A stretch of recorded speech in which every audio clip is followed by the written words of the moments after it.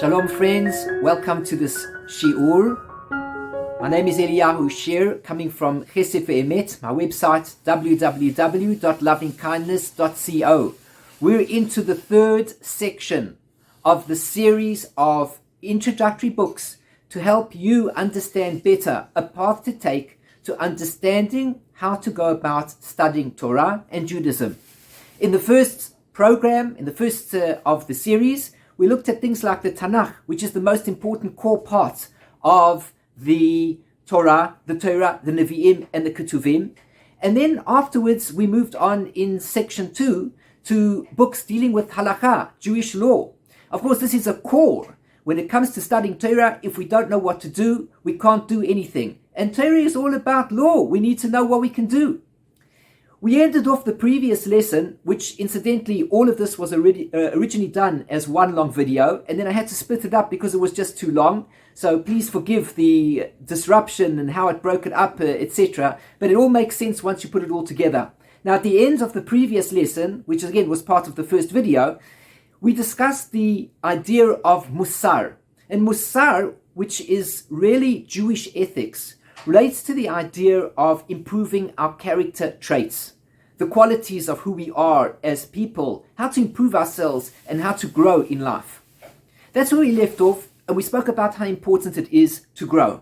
Now, in this section, in part 3 of the series, we're looking now at the works of Mussar itself. We're going to explore a number of wonderful books that we can learn in the world of Mussar, which will help us to improve our character traits, some fantastic works. And thereafter, I'm going to branch off into what I would call living Mussar. We're going to take a look at how to really get into the Mussar in a realistic way.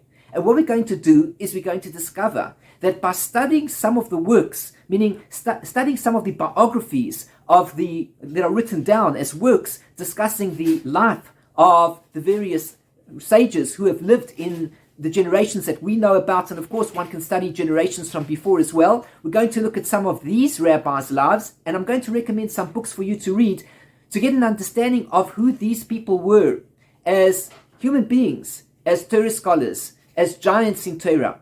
And what we're going to do is we're going to use that as a stepping stone to realize that Mussar by itself has a certain emptiness to it until we begin to discover that there are people who put this into practice. We look at their lives and we realize we can become also like they are. Not necessarily that we become as great as they are, but we see that when we work on ourselves, we have a goal that we can reach. We look at a person, we see that he's reached that goal. He's attained this greatness. If we work on ourselves, we too can attain that greatness. At the end of the lesson, we're going to discuss one last theme, and that is the aspect of a little bit of mysticism within Torah. And we're going to look at a bit of Chassidut, a little bit of the concept of Kabbalah as it is taught through the teachings of the Baal Shem Tov. We're going to, and I'm going to suggest a wonderful work to learn and a path to take in learning it. So I hope that you'll enjoy this next section that deals with all of these themes. I hope that you'll gain from it. And as always, if you have any questions about anything that I'm discussing during the lesson, please do feel free to send me a question via my website, and I'll be more than happy to respond. We can discuss it in further detail. And as always, like I say to people, we're going to grow together. So the shiur is about to begin. It looks like I'm starting in the middle, but I'm not really starting in the middle. It is part of the previous lesson, which has now been separated into a number of sections. I hope you'll enjoy it, and I look forward again to another shiur and seeing you afterwards again. Take care. Now, this book that I hold in my hands here, The Path of the Just, this is perhaps the most classic work in Torah literature today's times, and it's even studied in the yeshivas. It's a standard book. The Mesillat Yesharim, guess who wrote it? None other than Rabbi Moshe Chaim Luzzatto, the same author who wrote the Derech Hashem, which I recommended. He is the same author who wrote this book. This book teaches us the keys to working on ourselves, to develop as greater human beings. He bases himself on a verse in the Talmud, which said that Rabbi Pinchas ben Yair, he made a statement, and he says that there's a path to take that ultimately leads to the resurrection of the dead. And we ourselves, we need to follow this particular path. When we engage in the growth of ourselves in this path, we can reach high levels, ultimately ending up with levels of Ruach HaKodesh, of divine inspiration, and to a degree that if we ever did reach the level of being able to resurrect the dead. That is what Rabbi Moshe Chaim Lutata speaks about, the great Ramchal. And if you watch my videos, I have a number of videos. I'm sorry I haven't yet finished all the shiurim. Let me know what you think of them and if I should continue. But I didn't finish all the shiurim just yet. And you can learn a lot from the discussions that we have in those shiurim. I'll just read you a few of the headings so you can understand what it's all about. So the author begins the introduction, and then it begins and says, concerning man's duty in the world. First chapter, what's my duty? Second chapter, the trait of watchfulness. And then we're going to discuss watchfulness, the divisions of watchfulness, the manner of acquiring watchfulness, the factors which detract from watchfulness. Then we speak about the trait of zeal, enthusiasm. I should be enthusiastic. Then we speak about, after zeal, cleanliness. Then we speak about separation. Then we speak about purity, saintliness, humility, fear of sin, holiness, and that ultimately leads to the Tchias HaMesim, the resurrection of the dead. This is the path of the just. It's a fantastic work. It should be mastered by everybody. Don't go through it once. Go through it 50 times if you can in your lifetime. And there's nothing wrong with that. That's fantastic. Each time you read it, you will see how you will develop as a human being. So if you are now looking to put aside the halacha, so halacha, I have to learn how to behave as a Jew, but I also need to learn how to develop myself as a Jew. How do I develop my personality? How do I become a someone? How do I become a great person? You know, you see these guys on YouTube. There are some fantastic motivational speakers on YouTube, and they've got like life all worked out, and they tell you these great ideas about life. Fantastic motivational speakers. But ultimately, if you read books like The Path of the Just, you start to get an idea of what this growth of life is all about. Again, I want to point this out 100%. Life is about growing. Life is about developing. If you are not better today in some way, if you are not more learned today in some way than you were yesterday, you have lost out on the opportunity of what today has brought you. You had the opportunity to become greater today. Why do you think we had the extra time? But yet the day went by. What were we doing? Well, we had breakfast, we had lunch, we had supper. We went to work, we went to the bathroom, we had a shower, we got dressed, we got undressed, we did some exercise, we went to the movies. And then you say to yourself, but what did I accomplish as a human being? Yes, I worked in the bakery and I made lots of bread for people, and that's good, that's fantastic. You have really made a big contribution. I always say, the people who are baking the bread for us, I'm so thankful to them, because when I eat that bread, and I think to myself, these were people who are possibly working 12 o'clock at night, 1 o'clock in the morning, 2 o'clock in the morning, 3 o'clock in the morning, busy rolling up buns and things like that, so I could eat it. I'm most thankful. And that's fantastic. Everybody's doing profession. Everybody's doing something in the world that contributes in some way. But ask yourself how you've improved yourself as a human being. How have you changed yourself, and how have you changed others in a good, positive way? What has your impact been in the world? When one begins to study works like the Mesillat Yesharim, the Path of the Just, one begins to understand what one's purpose is and how to grow correctly. So I strongly suggest this as a number one primer book to getting an understanding of what life is all about and how we need to work on ourselves, how we need to train ourselves, how we need to develop and become great people in this world. Okay, that is my suggestion on that. But I'm moving ahead with some other books which I find very beneficial in the area of this Mussar, so to speak. And one of these other books is a set that I have here called Strive for Truth.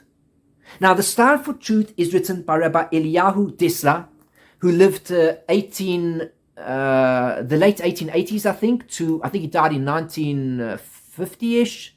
1950, he was very young when he died, 60-something years old. I'm sorry, I haven't got the date exact. The late 1800s to about 1950-ish, something like that.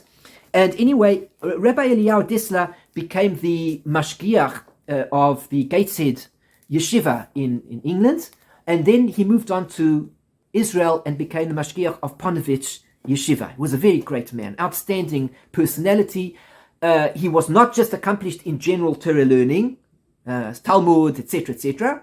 But he was accomplished in learning mysticism as well. He knew a fortune of Kabbalah. He was very connected with the teachings of Chassidut, both Chabad Chassidut and also Breslev Chassidut. It's known that he was involved in all of these studies. But one thing that he really stood out in was that he was an expert in the world of Mussar, in developing oneself as a human being.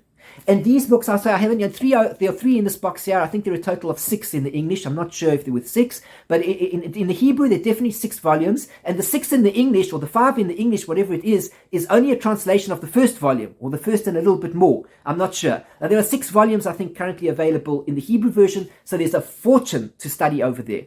And what he does is he gives us letters that he writes about topics that are applicable to life, about growth, about developing, understanding life as it should be, the reality of it. Think as a human being. Don't get swept with the current of the masses who say this is what life is about. Think as an individual. And when you start to think as an individual, you'll see life is greater. You are greater. This is the strive for truth that he wrote. Of course, he wrote it in Hebrew. It's called Michtav Me-Eliyahu, and it was translated by Rabbi Aryeh Carmel, who was his student, and also Rabbi Chaim Friedlander, who was also his student, and he also translated, he was a very great rabbi, translated into the English. So the strive for truth discusses topics of really every kind of life. I'm just looking over here, for example, I'm reading the different sections here. The first section that he deals with here is happiness and reward. The second one is no reward in this world. The third one is reward of a mitzvah. That's a mitzvah. The next is the attribute of mercy, filled with amazing topics and amazing letters. I'll just read you very briefly a little bit of the very first section. I don't mean to infringe in anybody's copyright over here. The purpose, of course, in this reading is, in fact, to encourage people to buy the book. It is not to reveal what the book says. And if anyone has a problem with that, then please let me know. I will, of course, remove this from the video. As with all my videos, if anybody sees something that I said and I read out from a book and there was a copyright issue, please feel free to let me know. I in no way wish to infringe on anybody's copyright. My sole purpose is to reveal and share the beauty of this Torah over here and to encourage people to buy these books. And in no way do I receive any profit from any of this. Now, he says over here, happiness and reward. So he says, this is the very first lesson. It says, this article is from a letter sent by Rabbi Dessler from London in the year 1938 to his son, then aged 15, who was learning in the yeshiva in Lithuania. And he starts like this. I'm going to just read a paragraph or two, just so that you can get an idea of what it's about. The pursuit of happiness. A happy life? Isn't that what we all want? So presumably, we have a clear idea of what happiness is. Surely it's obvious, you may say. Happiness is having everything you want. And since what you want costs money, it would follow that money is the password to happiness. So the happy man must be the one who earns the most money. The brilliant businessman, the top executive, the go-getter. Surely he's got all it takes for a happy life. What else is there? At any rate, that is what the successful people of this world tell us. They praise ambition up to the skies and how they look down on the batlan, good for nothing, who seems to lack this quality. But if we are to go into this matter properly, we had better ask ourselves whether we have ever actually seen a happy man. If we ask other people whether they have ever met or seen happy people, they are sure to answer, of course we have. And we may be inclined to think the same way ourselves. Of course, we tell ourselves, there may be rich people who are unhappy, but in the main, surely riches and happiness are identical. Anyway, these people look happy enough. When we see the palatial homes, their dinner parties, their servants, their chauffeured limousines, their pockets lined with money and precious stones, we are forced to conclude that unless disaster strikes, they are the happy ones. But this answer would be extremely superficial. If we want to go into the matter systematically, there is only one way to do it. We must go among people and ask them about themselves. It is no good asking one person about the other. We must ask each one how he himself really feels. Then we might get closer to the truth. What do we find? And now he goes into the next section and he goes around asking people their opinions about happiness. He goes around asking people, you think you're a happy guy? Aren't you happy? He says, yes, I'm. Yeah. Well, tell me a bit about your life. Oh, all of a sudden he finds out the fellow's not as happy. But you have money, but you have this, he's not happy. Why? Okay, so this is the idea. In this particular essay, he discusses happiness. In another essay, as I said, he speaks about the idea of there being no reward in this world. We have to think straight. All the time we're looking in this world, we think when we do good, we get rewarded. He wants to point out to us, there is no reward in this world. The reward is for another world, for a time to come. Here is the world of avodah. This is the world of service, action, testing grounds. You know, it's kind of like, I'll give you an example. If you take kids at nursery school, at the kindergarten, and the kids are all playing around, and everybody thinks that this is what it's all about. They're playing around, they're having a lot of fun in the sand pits. They're playing with little toys and fantasizing, this little toy, this is the cop. This little toy, that's the robber. This is the ambulance. They're little toys, they're playing around. And they think this is what life is all about. They think this is it. Anyway, what they don't really realize is that the teachers are supervising them. The teachers are watching them all the time. So the idea is that at the end of the term, the teacher writes a report about the child. And from that, it's decided whether the child will go up, whether the child will stay down, whether the child has problems, maybe psychological problems, maybe physical problems, and all these things will be discussed until the child goes on in their life to the next level, to the next level, to the next level. This is what it's all about. So the idea of, for example, there being no reward in this world is that's exactly what it is. Here we are, we're immersed in this world, God is watching us all the time, like little children, so to speak, and we're involved in our activities, and God wants us to do certain things the right way. And he's watching us. But the reward, that's for the end of the term. Once we get to the end of the term, it's decided exactly what's going to be with us relative to the way that we have behaved in this world, etc. Okay, it's a much bigger story. I'm oversimplifying it, only for the sake of just making this video as brief as I can, even though I've extended it quite somewhat. But the whole purpose, again, is to give you all a good idea of the different parts of Torah and what you need to learn and how you can go about your learning and the direction to take. The direction of the 5 books of the Torah and 24 books. The direction of the law of the Torah. Get learning, 221 chapters. The Mishnah Berurah afterwards. Then we spoke about the ideas of the Derech Hashem and now we're speaking about the ideas of Mussar, of working on oneself. So here's a picture of Eliyahu Dessler, and this is a fantastic work. If you don't understand the Hebrew version, please go ahead and get the English. Spend some time mastering the work. This will help to develop you and to develop me as people in this world, becoming greater people. So this is the Strive for Truth, but we're not yet finished the books on Mussar. I want to go one step further, and I'm going to give you another book on Mussar. Now, even though this is, I wouldn't say necessarily Mussar as such in the full sense of the word in today's times, it certainly carries with it an element of it's Mussar. It's called Mussar. This is the book called the Chovot HaLevavot. Chovot HaLevavot is the duties of the heart. This is perhaps the first main Mussar book that was ever written by Rabbi Bahya ibn Pakuda, and he lived from about 1050 to 20. I'm not sure what it was that he lived until exactly.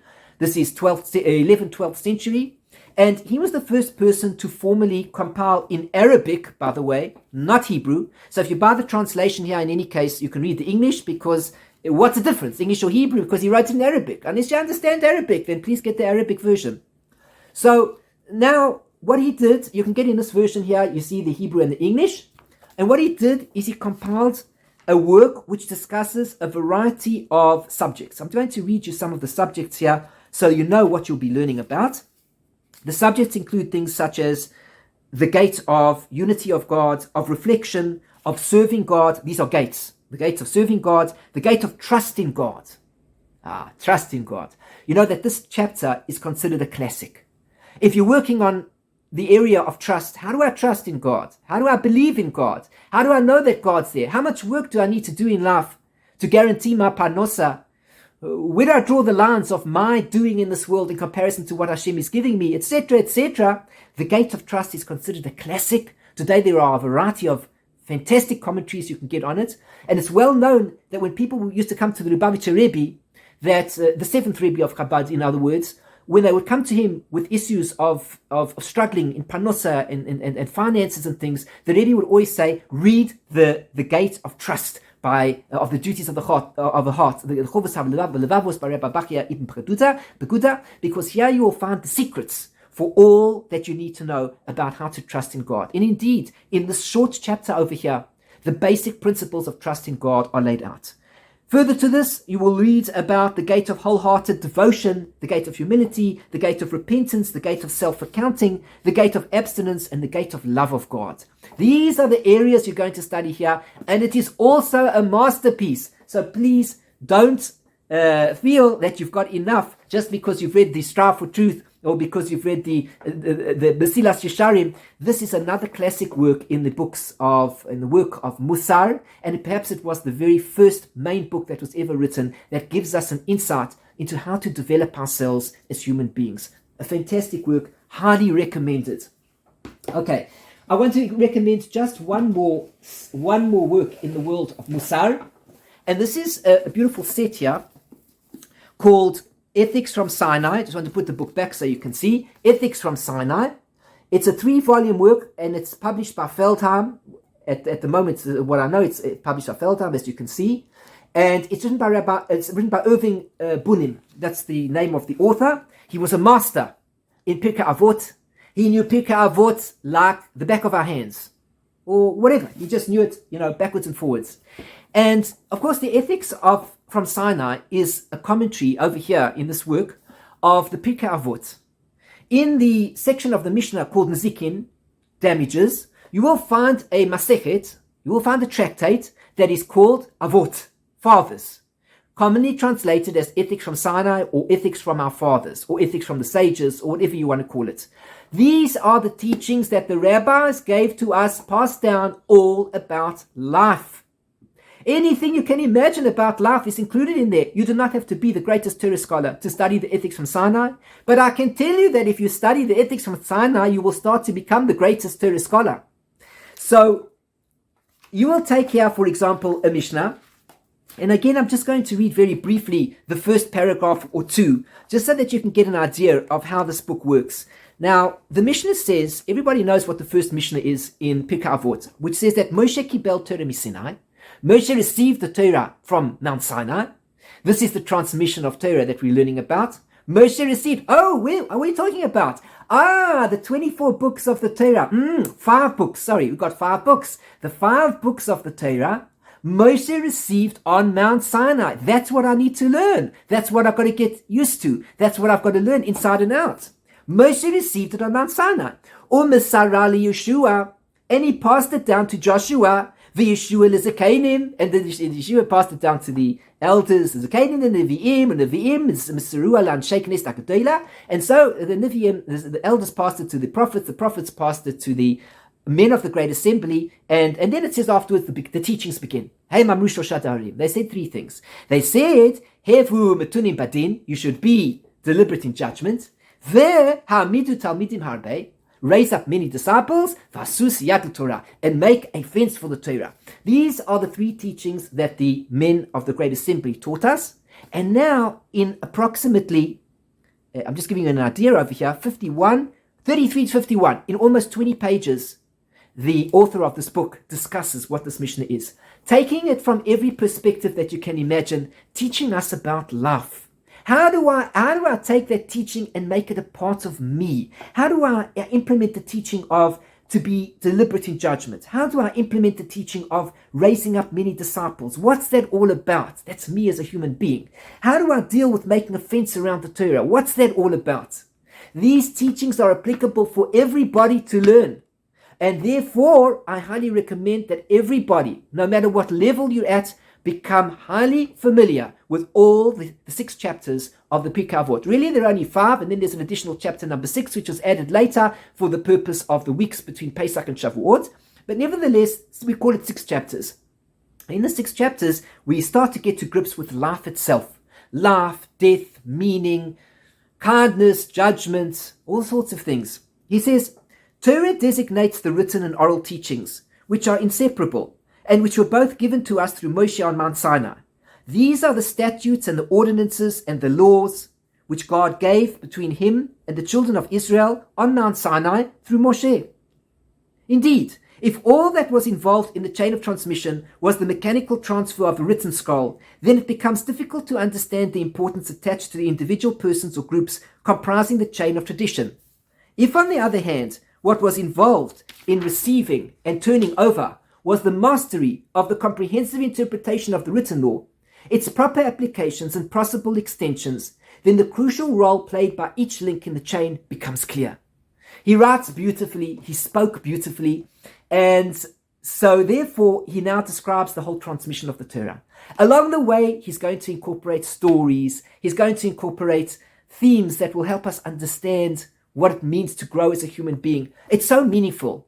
Here is another classic work for us to learn. Ethics from Sinai, Pirkei Avot, in 3 volumes. This particular is published, this version here is published by Feldheim, and it will teach us so much about life and working on ourselves. So I think it's a classic, and it's my 3rd best recommendation for today as we progress on our journey of some wonderful books to learn so we can progress in understanding Judaism and we can begin to grow as human beings. Of course, there are thousands of books, as I told you before, and these are just some of my suggestions because I know what it means to enter into Judaism and to find oneself lost. And you say, where must I begin? All these books, I don't know what to do, I don't know how much time to put into it, and I'm sharing my thoughts. Put in the time every day, half an hour, 2, what have you got to do? You can put in the 2 hours, fantastic. Then with 2 hours, start dividing up that time into different sections. A little bit of the Torah, a little bit of the Nevi'im, a little bit of the Ketuvim, a little bit Halacha, a little bit Mussar, whatever you can afford to do, put the effort in until you master from one book to the next. Fantastic. We now move ahead into another important area, which I believe is so vital. And that is that while Mussar will make us greater people, there's one thing that Mussar lacks when you study on your own. And that is that you never see the Mussar in action.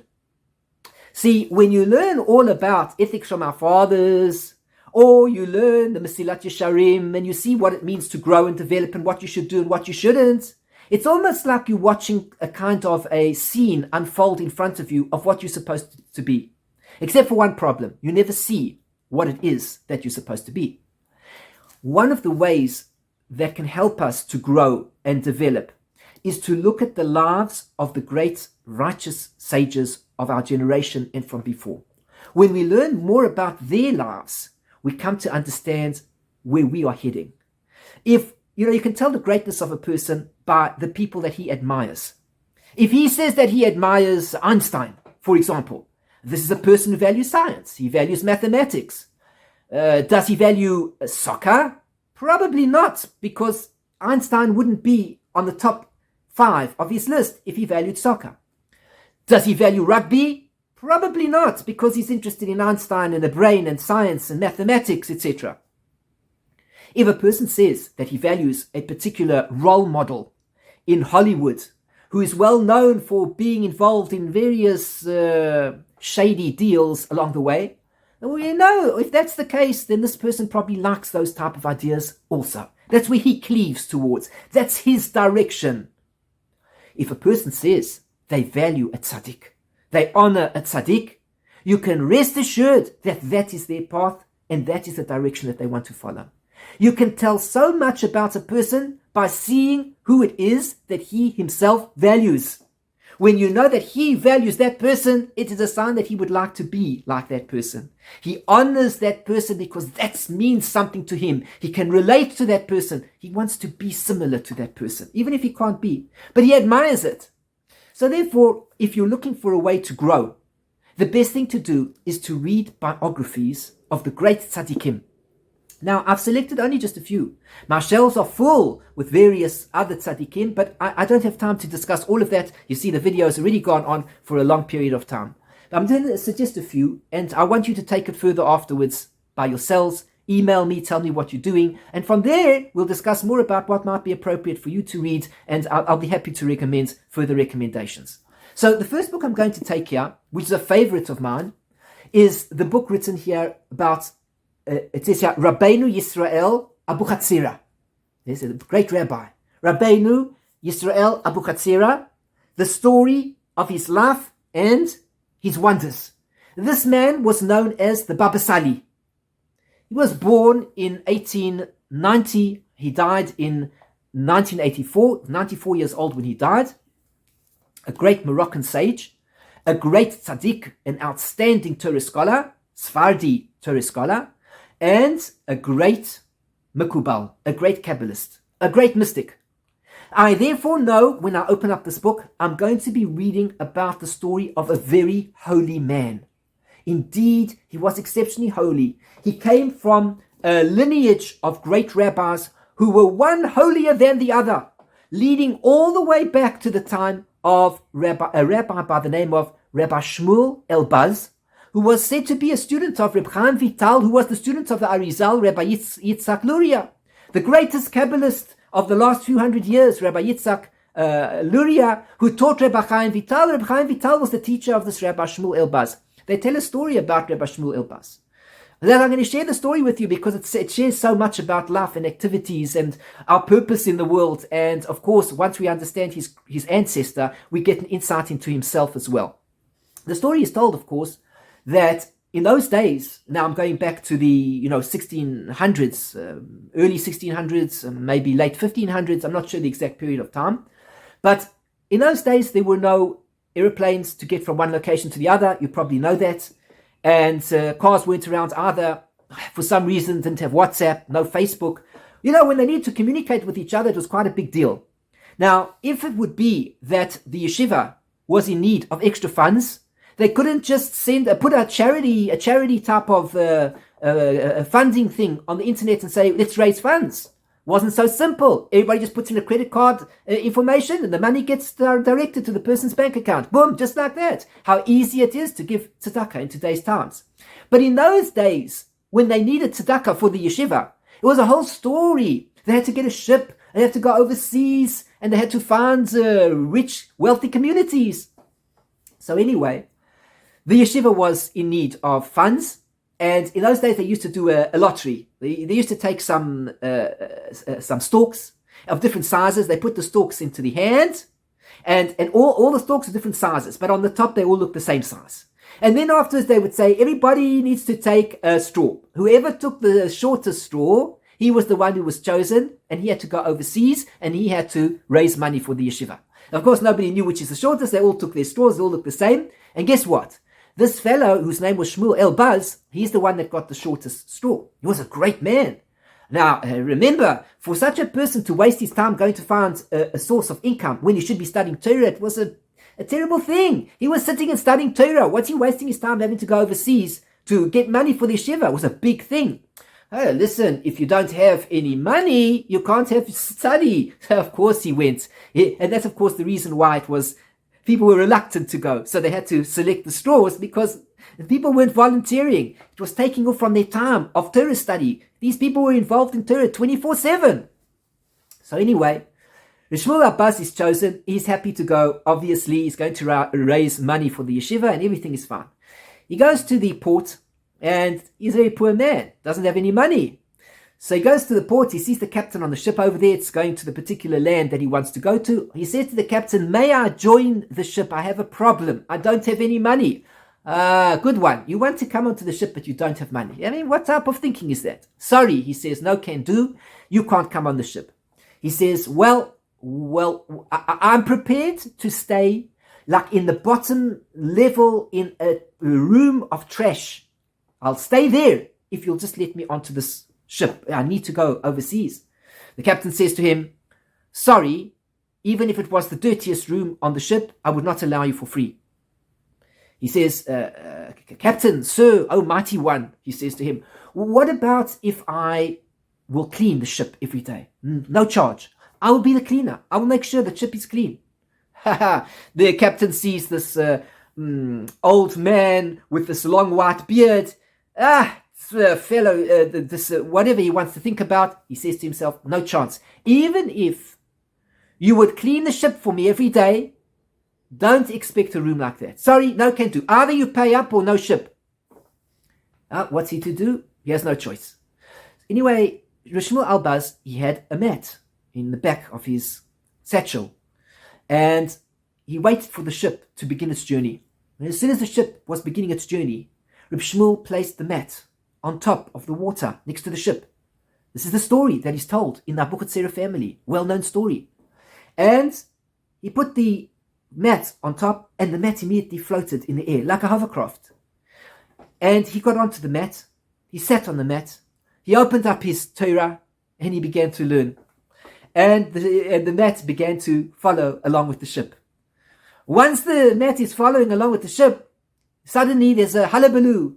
Everybody in the ship is watching over, and they see there's this fellow floating like on this mat, like a boat type of thing, but they can see it's a mat. He's floating on the water. They go crazy. Everybody's screaming. The captain's attention is aroused, and the captain says, "What's going on here?" The captain says, "Captain, please come and see what's going on." The captain sees, hey, this guy, who he thought was a peasant, he's floating on the water on this mat. He must be a great man. Now the captain sees the great man. He says to the great man, he says, "Sir, O mighty one, would you come onto the ship with us? It will be free." He shakes his head. He says, "Not this time." He says, but we can see you're a holy man. It would be an honor to have you on the ship." He says, "No, I'm sorry. I will not join you." And for the rest of the journey, he remained next to the ship until he arrived at his destination. This was Rabbi Shmuel Elbaz. Because of the story that happened to him, he got the title of Abuhatzeira, or Abuhatzeira, which means the father of the mat in Arabic. And since then, all the descendants of Reb Shmuel Elbaz were known as the Abuhatzeiras. This rabbi, known as Baba Sali, Rabbi Yisrael Abuhatzeira, was the great-great-great-great-great-grandson of this Rabbi Shmuel Elbaz. And he too was a man upon which miracles happened on a daily basis. But you see, it's not important to see the miracles that he did. When a person refines himself and he becomes great, he becomes holy, as you see over here in this picture, he would wear the glima.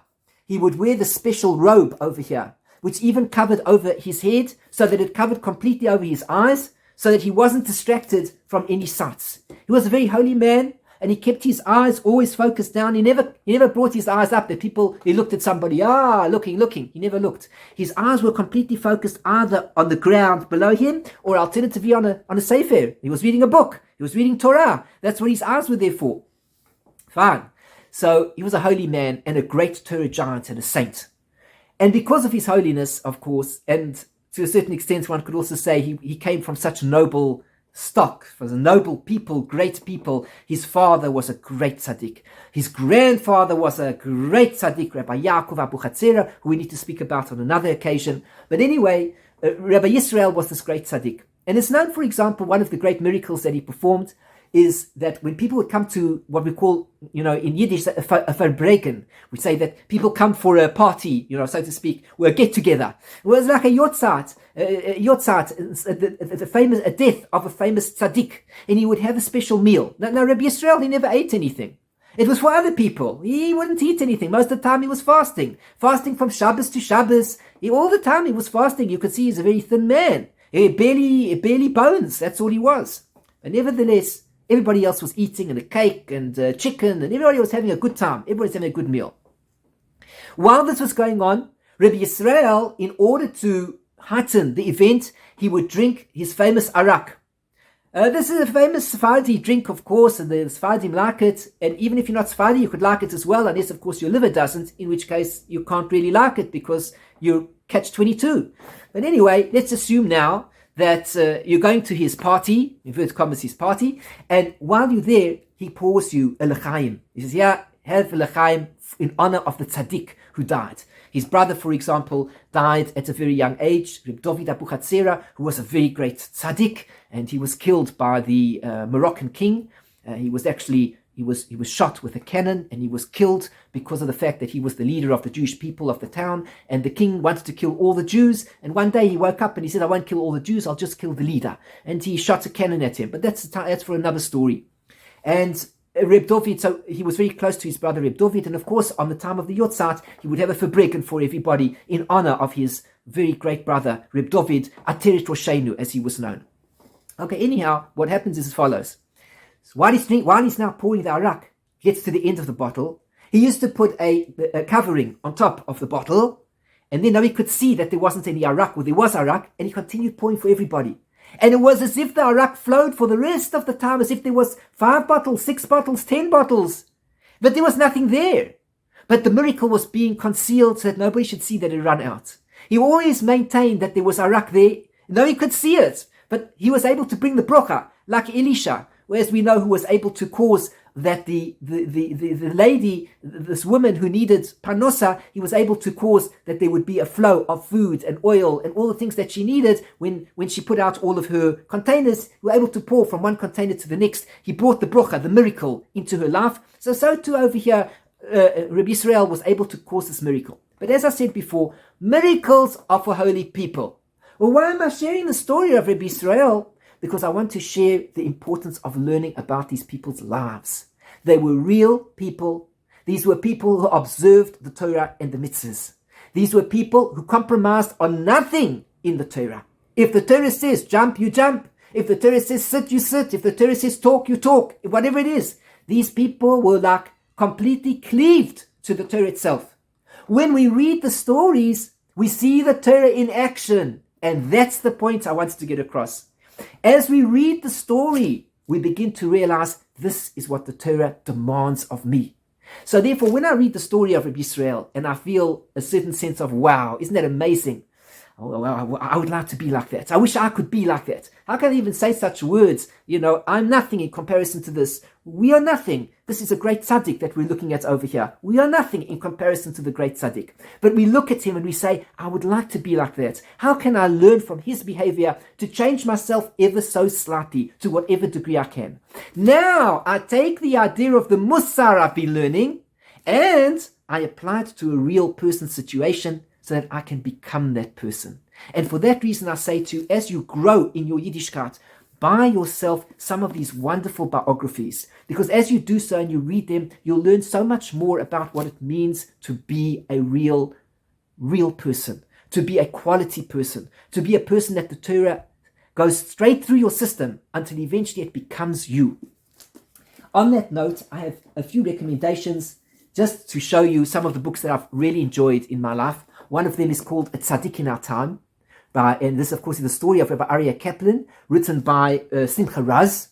The stories in this book are about Aryeh Levine, the story of Aryeh Levine, the Tzaddik in Jerusalem, and it's written by Simcha Raz, as I said before, a fantastic author. He writes so beautifully, and Rabbi Aryeh Levine, he was certainly one of my most inspirational rabbis when I was growing up. Of course, he died in 1969. He was an elderly man already, I think in his 80s, his late 80s, mid 80s. And of course, so I didn't know Reb Aryeh Levine, but when I grew up, this was one of the first books that I bought into my library. And I felt that learning about the life of a tzaddik like this helped me to understand more about what the Torah is and how to develop myself as a person. Of course, I'm nothing. I'm not comparing myself to Reb Aryeh Levine. Here you're looking at a tzaddik, and here you're looking at somebody who wants to try to grow and to become better in his Torah knowledge, in his Torah functioning, how he grows, etc. There's two levels altogether. The point of the matter is to realize and appreciate. As we read these stories, we begin to understand more about what it means to become a righteous person. See, we're reading about the 5 books of Moses, and we're reading Halacha, and we're reading Mussar. But what are we reading it for? To become that. When I read this book, I learn more about how to become like this person. And that is the goal. Who was Reb Aryeh Levine?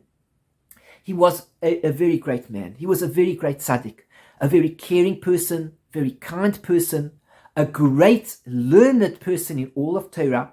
And let us not forget that he was very great also in the area of Kabbalah, even though he doesn't speak about it.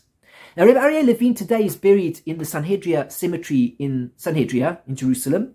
I've been to his grave to daven many times. There he, together with his family, are buried very close to each other.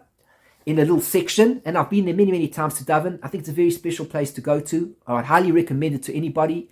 Rabbi Eliyahu was such a great tzaddik. I'm certain that even in his death, he continues to speak well about the Jewish people and people who daven at his grave. I'm certain that he speaks well of on high. How does that work? That is a topic for another discussion. We're going to daven at the kevarim of the graves of the tzaddikim, etc. Now, Rabbi Eliyahu was also known as the father of the prisoners. And that is because he took care of the prisoners at that time. Those were the time period when the wars were happening in Israel, and many of the Jewish people were being sent to prison for various reasons. And he took care of them. And he really empathized with them. He commiserated with them. And as well known, he used to bring in notes from the family of the prisoner. He used to put the notes into the pockets, sewn into the pockets of his jacket, so nobody would realize he had the notes, and when he would get there, he would take the notes out and give them to the prisoners from the family. Otherwise, there was no way that the prisoners could communicate with their families. These are things that he did. A well-known story is told about Rabbi Eliyahu, such a great man, that when on one occasion it was snowing, he was walking through the snow, and there was a fellow, a defiance type of individual, a bully, walking through the snow on the other side. And this particular bully, when he saw Rabbi Eliyahu coming, Rabbi Eliyahu looks like a Haredi Jew. He looks like a very observant Jew. The typical example of the person who would be joked upon by a person who doesn't value what that is. So he sees Rabbi Eliyahu coming along, and as he sees him coming, he puts his foot out. And of course, Rabbi Eliyahu trips over the foot, bam, onto his face in the snow. Falls on his face. You would think a normal person gets up and says, "What do you think you're doing? What do you think you're doing to me? I've fallen in the snow, you tripped me, did I do something wrong to you?" Shout at him. But Rabbi Eliyahu's midot, his attributes, were so refined. He got up and he apologized to the fellow. "Sorry, sir, that I was in your way. I will be more careful next time not to walk in such a way that I was so close to a person like this. I'm so sorry. I do hope you will forgive me." This was the real nature of Rabbi Eliyahu. Such a humble person, such a tzaddik, such a calm person, great in every single way. So I suggest that if you want to understand greatness, a real great man, read this book 10 times over. The stories will keep you going. Read them as bedtime stories. Read them to your children as bedtime stories. That a child should go to sleep at night with a beautiful thought on his mind about what it means to be a great person, a giving person in this world. This is the story of Rabbi Eliyahu. Now, there's a lot more to tell, and the time, of course, is getting so much that I'm not going to speak more about it. I just want to give a few other books as suggestions to you. Remember, I said to you, we were speaking about the Chofetz Chaim, and we said there's the concise book of mitzvahs of the Chofetz Chaim. Then we said the Mishnah Berurah of the Chofetz Chaim. The Chofetz Chaim is a great person, and so I also suggest that you read the biography of the Chofetz Chaim over here. It is also an art scroll publication, and it is really a superb, wonderful work. Here we will learn about the personality of this great person who brought us so much in the world of Halacha. We also know that he was the guiding force of a movement today which really, it never had so much power until the Chofetz Chaim came around. And that is that he wrote a work on the laws of Lashon Hara, the laws of forbidden speech, that there's certain speech that we should avoid. We're not supposed to speak about other people. We're not supposed to speak certainly negatively about a person. That's even worse. But even to tell the truth about somebody else, we shouldn't tell to other people. It's none of our business. It's none of their business. So the Chofetz Chaim wrote a book called The Chofetz Chaim. Mi ha'ish Chofetz Chaim. Who is the man who desires love? And say, guard your tongue from speaking bad. That is the essence of who is the person who wants love. The person who wants love is a person who is going to guard his tongue. When one guards one's tongue, one is in for a long life, says the Chofetz Chaim. And so he was called after the words in the Pasuk. He was called the Chofetz Chaim, after the words in the Pasuk. His real name is Rabbi Yisrael Melkagan, and he gives us this work called the Chofetz Chaim, as well as the Mishnah Berurah, as well as the concise book of mitzvahs, as well as a wonderful book on Ahavas Chesed, on love of kindness, and various other fantastic books. Really a phenomenal writer, a phenomenal man, a tzaddik. And you know what's so beautiful is to be able to see the differences amongst all of these people. Here I read about Rabbi Yisrael Abuhatzeira, and I see a great man in Torah. Here I read about the Chofetz Chaim, totally different type of personality. a great man in Torah. Here I read about Rabbi Aryeh Levine, another truly different type of personality, a great man amongst the Jewish people. And that is what it's all about. It's about that we become great people ourselves. You don't have to be Aryeh Levine, and you don't have to be Yisrael Abuhatzeira, and you don't have to be the Chofetz Chaim, but you have to be yourself. As the famous story of Reb Zusha of Anipoli goes, that Reb Zusha of Anipoli was crying one day. He was close to his death. He's crying as an old man. So his brother Rabbi Eliyahu went and he asked him, "What you crying about, Zusha?" So Reb Zusha says to him, "I'm crying because I'm going to die soon." Well, that's what happens in life. Most of us, we just don't leave this world. We don't get out alive. That's basically what happens to us. Nobody survives it. Doesn't matter what we do. All the medications in the world, all the sleep in the world for healthy living, all the good food, healthy living. And then we die. It happens to everybody, says Rabbi Eliyahu. Reb Zusha says, but you see, when I die, they're going to ask me some questions. I say, yes, tell me about some of the questions. They're going to say to me like this. They'll say, why weren't you as great as Moshe Rabbeinu? So I'll say to them, well, the reason I wasn't as great as Moshe is because I wasn't Moshe. Good answer. And why were you not as great as Yeshua? That's easy. I wasn't Yeshua. But he says to his brother, then they're going to ask me another question. They're going to say, why weren't you as great as Zusha? Then I won't have an answer. Why didn't I become as great as I could have become if I had done what I should have done? Oh, Reb Zusha was outstanding. Please, don't imagine for a second he wasn't outstanding. But nevertheless, he looked at himself in a humble manner and he says, why didn't I become who I could become?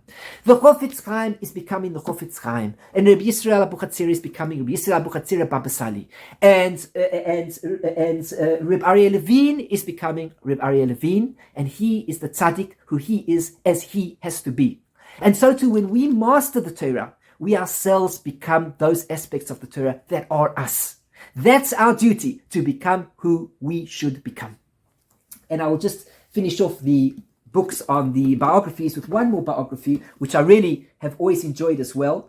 And I strongly suggest that you read it. Of course, there are countless biographies, and I'm happy to suggest more.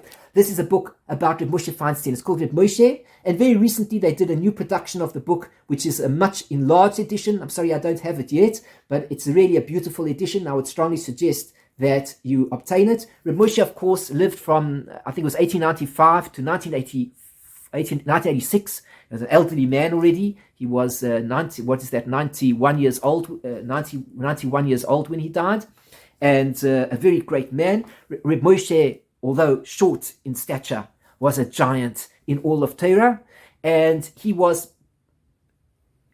probably, we can say clearly, he was the greatest of the halachic authorities in America of that previous generation, if not perhaps the greatest halachic authority in the world at that point in time. It's difficult to say. We're not comparing one posek to the next by any means, but certainly he is up there at the top. He is one of the top 3 and 4 of the greatest poskim in our previous generation. So Reb Moshe, when he left this world, had left behind many, many teachings. There is a work called Igros Moshe, in which you can see thousands upon thousands of letters that Reb Moshe answered to people about all sorts of questions of life. Now, Reb Moshe, again, was not just a great Torah scholar. They say about him, jokingly, please, try not to think of this as being literal. It's just a joke. But they say probably he went through Shas. He went through these books over here. He went through maybe 200 times in his life. 200 times, well, that's a lot to do. You know what I mean? This sounds a bit exaggerated to me, but we'll go with the story just because it tells something about his nature. They say that he went through the Shulchan Aruch. You can see where I'm pointing over. You can see where I'm pointing over there on that shelf. 13 volumes. They say that he went through it 600 to 800 times in his life. 600 to 800 times. Who does such a thing? Look, it's highly unlikely he did that. But the fact that they say it about him illustrates his greatness in Torah learning. And he wrote, books upon books of beautiful Torah knowledge. But that's nothing, because he's a real person. And he behaved as a real person. And what we get to learn about in the book is who he was as a real human being. And as I said before, that's what we're aiming for. All the Torah that we learn, from the growth of the Kitzur Shulchan Aruch to the growth of the Shulchan Aruch and the growth of the Talmud and the growth of all these things that we're going to come and learn at some point in time, everything is there to make us into greater people. Are we becoming greater? That's what the Torah is there for. Where do I begin? How do I learn? What do I learn? Now I'm on the right path. Great. I'll tell you just one story about Rabbi Moshe, and we can end off with that idea of all the biographies. So Rabbi Moshe, on one occasion, he was going out to a particular meeting, and when he got out the car, he had put his hand, was still in the doorway area as he got out the car, and the driver who was watching this, he slammed the door onto Rabbi Moshe's hand, bam, knocked the hand. Now, between you and me, most of us, when that happens, either go, ow, or we look at the person like they're mad, what did you do? Hey, you might have broken my hand. What are you doing? Rabbi Moshe put his hand in his pocket, the story goes, and he walked into the meeting, and he carried on the meeting as if nothing had happened. So they asked him afterwards, you're in great pain, you've got to go to the hospital, you've got to get checked out. Well, why didn't you say anything to this fellow? Didn't you see what he did to you? Didn't you see what he did to you? So Rabbi Moshe says, yeah, but I didn't want to embarrass him. So I didn't want to embarrass him, and that's what counts more. The fact that I didn't embarrass a person was more important to me than attending to my hand, and that he would have felt embarrassed that he had accidentally closed the door on my hands. This is the type of person that we're talking about. That's just one story. The book is filled with numerous stories about his life. And again, the purpose of the instruction of the biography is there to help us understand what we need to do, what we can do to improve ourselves as human beings. Are we doing it? Yes, we're on the right track. Are we not doing it? Well, what are you learning Torah for? What are you learning Torah for if you're not on the right track to becoming a greater person? That's what it's all about. And now that we've come to the end of the biographies, I want to conclude with just one more, very last idea, and I want to introduce as an introductory guide into the world of mysticism, because I want there to be a healthy diet. A healthy diet. There's some halacha, there's some mussar, there's some overall understanding of Torah, there's some biographies and realities of Torah. We've discussed so much about all the different areas of Torah. I want to end off and say to you, don't ignore the wine of Torah. We've got the bread going, it's good, but have a little bit of wine. You need to put into your system the idea of connecting with your soul also, not just the body. And how do we do that? My recommendation is, as a starting point, is to study the famous work written by Rabbi Shneil Zalman of Liadi, and this is called the Tanya. Now, Rabbi Shneil Zalman of Liadi, 1745 to 1812, great tzaddik and student of the Maggid of Mesrich, and I would like to speak more about these different areas of Chassidut also, but time has gone way over where I was even thinking. And he was, of course, the student of the Baal Shem Tov. So what we're talking about here is somebody who in fact called himself the grandson of the Baal Shem Tov. That's how he would refer to himself, because his teacher was the Maggid, and his teacher was the Baal Shem Tov, so he calls himself the grandson of the Baal Shem Tov, of the founder of Chassidus. And it was Shneil Zalman of Liadi, known as Shnei Or Zalman, Shnei Or, because Shnei Or means two lights, because he was great in the revealed Torah, and he was great in the hidden Torah. So he revealed teachings in the revealed Torah, and he revealed teachings in the hidden Torah.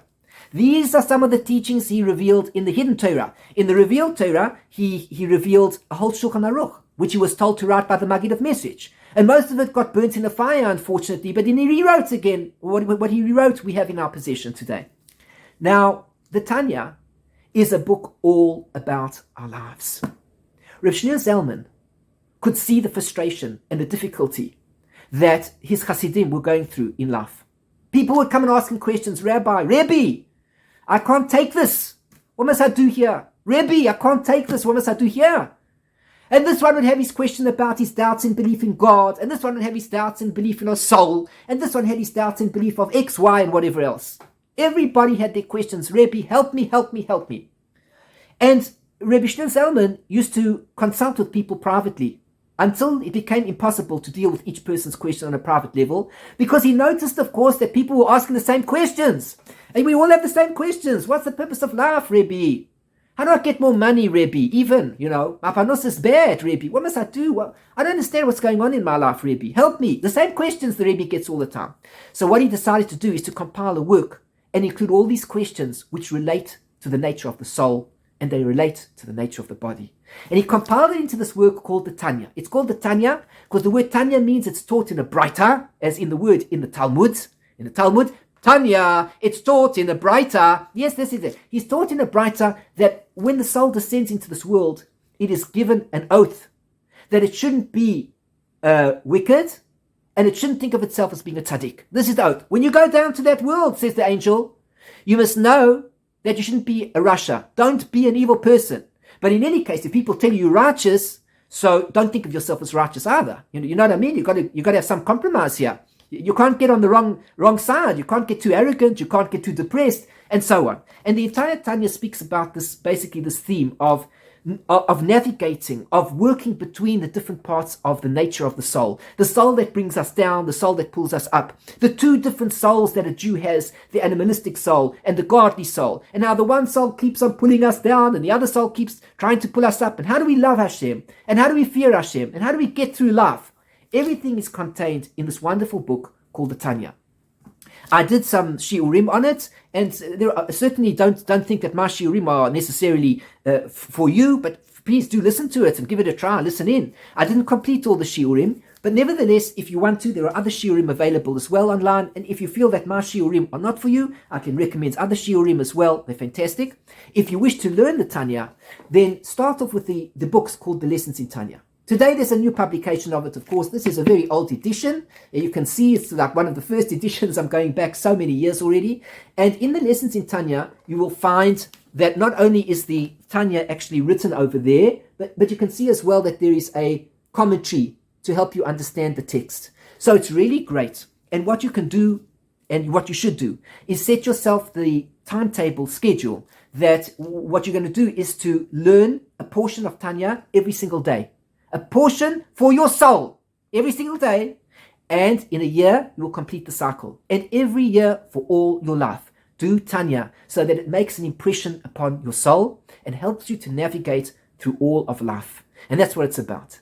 So what we've done over here is, in this lengthy video, very similar to my previous video where we discussed the books that will be helpful in Gemara, here I've given a very lengthy overview of some direction to take in one's Torah. And what I wanted to point out is the importance of study and a direction to take in studying, to know the law, to know the basic works of the Torah, and then to start broadening your knowledge out in other areas to become a great person. And one does that through studying the Mussar and studying the Chassidut, as we see over here.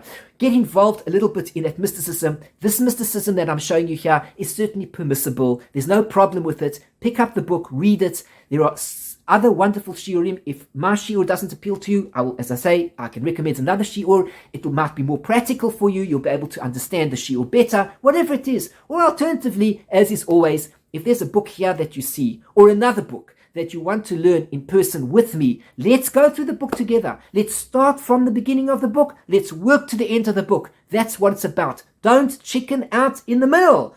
Work through from the beginning to the end. What are we doing? We're doing Shulchan Aruch. What are we doing? Mishnah Berurah. What are we doing? Kitzur Shulchan Aruch. What are we doing? Tanya. What are we doing? Whatever it is.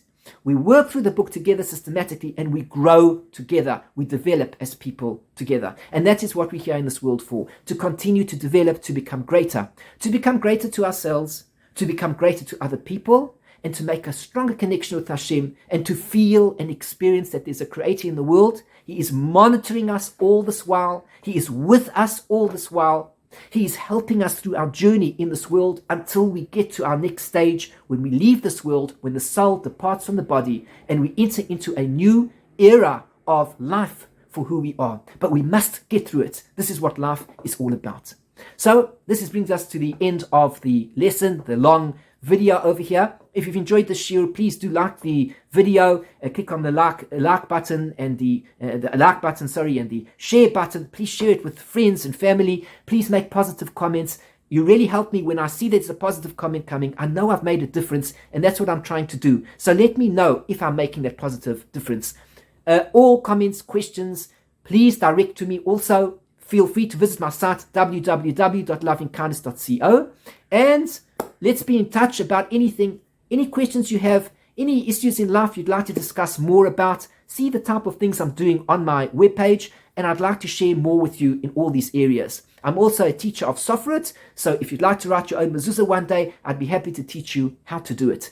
And I also teach lessons in family purity, helping couples to get to know the laws involved in marriage. I deal with the Khatanim, and my wife happens to deal with the Kalot, so feel free to contact us for that. All our lessons, of course, are on a professional basis, but we'd be more than happy to help you out and to develop and to grow in all these areas that we're speaking about. And don't forget, of course, as I introduced this shiur with my own book, the book's available for sale at Amazon. It has been for a number of years. And if you'd like to support me, you can support me in many ways. You can come to my website and become a member of my website. You can also support me on patreon.com/Eliyahu Shear. Or alternatively, you can even buy my book and support me. Put a positive comment about the book if you feel that you've gained from it on Amazon.com. Put a positive comment. And in all those ways, you can really help me. So if you've gained from this, I ask you also, help me back in return. And together, let's become greater people. I look forward to another share with you. Let me know what's on your mind, what you'd like to learn more about, and we'll progress from here onwards. Take care. I'll see you soon. And I wish you everything of the best. Shalom, shalom. Bye-bye.